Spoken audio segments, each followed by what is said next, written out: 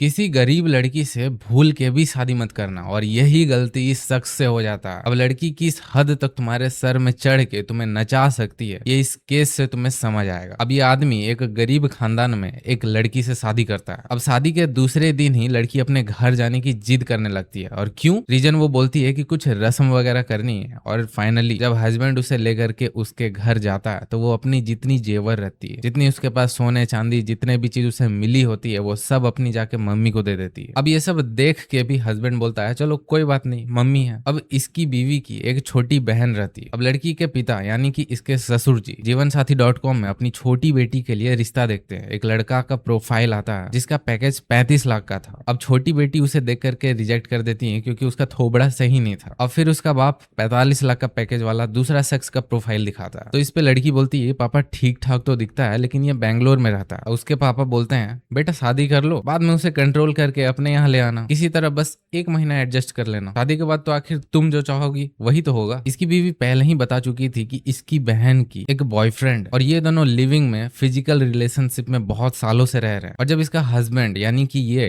अपनी बीवी से पूछता है कि जब तुम्हारी बहन फिजिकल रिलेशनशिप में इतने सालों से रह रही है तो वो आखिर अरेंज मैरिज क्यों कर रही है, तो इस पे इसकी बीवी चिढ़ जाती है कि तुम अपने काम से काम रखो, इतनी डीप में क्यों घुस रहे हो, ये सब सवाल मत पूछो। अब शादी करने के बाद ये शख्स बहुत पछता रहा है और इनका कहना है कि लड़कियां लड़कों को शादी के बाद मैनिपुलेट करती है और जब उनसे ये चीजें बर्दाश्त नहीं होता तो वो डिवोर्स फाइल करती है, एलिमनी और मंथली मेंटेनेंस मांगती है और आखिर में भी वो वही करती है जो उनको करना पसंद होता है।